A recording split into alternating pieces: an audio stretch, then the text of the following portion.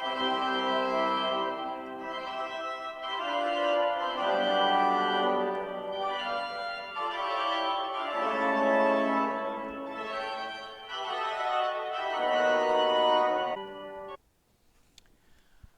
hello everyone.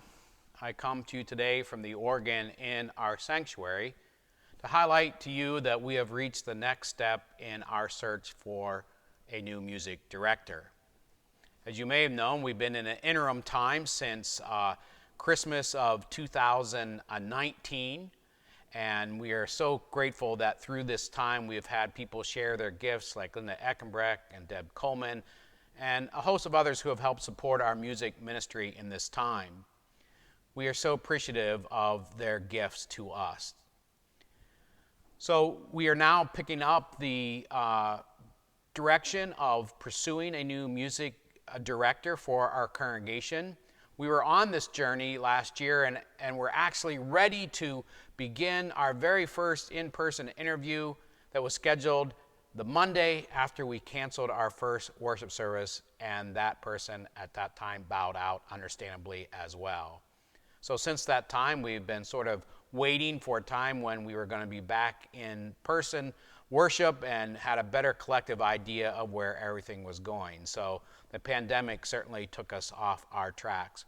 But I did want to report to you now that the search committee is back. We are in the process now of interviewing a couple of candidates.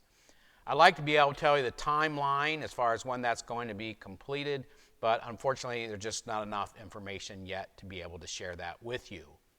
I can tell you that ideally we would like to have someone come on during this summer and hopefully then be up to speed as we enter into the new normal come this fall. I also wanted to take this time to again share with you information about our in-person worship services, that we will continue the 9:30 in-person worship service as we are doing now for the foreseeable future with all the protocols in place. But beginning the first Sunday in May, May 2nd, we are going to then add an 8 a.m. worship service. So we'll have an 8 a.m. and a 9:30 worship service. Now, the 8 o'clock service we are labeling as fully vaccinated. For those who have received both shots, or unless you had the Johnson & Johnson, only needed one shot, and you are the time that you can now feel comfortable in returning and being around more people, we will still spread out, we'll still wear a mask, we'll still follow the logical protocols of trying not to be a spreader, even though we've been fully vaccinated, but we will probably begin to loosen up some other aspects of worship as we journey into the summer.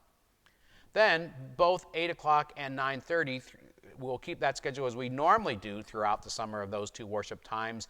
And hopefully, as things travel to a better tomorrow and the new normal, that we can begin to loosen other things along the way.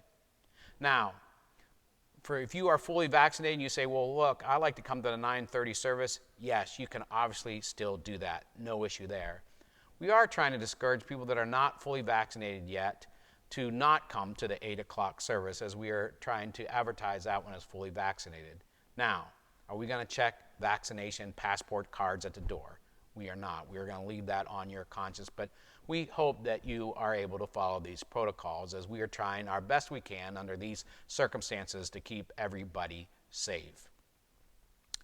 One final note today, I've been giving you updates on my pandemic 20. Last week I announced I had lost 16 of the 20, and today I'm ready to announce that I have lost 16 of the 20. Flat, nothing, zero, zip this last week, despite I thought I was doing a very disciplined eating style and exercising trials through this week, and was anticipating the reading on that scale, but nothing. So at least I didn't go backwards. I'm a little bit frustrated, as you might tell, but hopefully I'll keep it up and get to that 20 and maybe even beyond. But thanks for listening to that part of the announcement. In the meantime, everybody stay safe, stay healthy, and take care, dear church.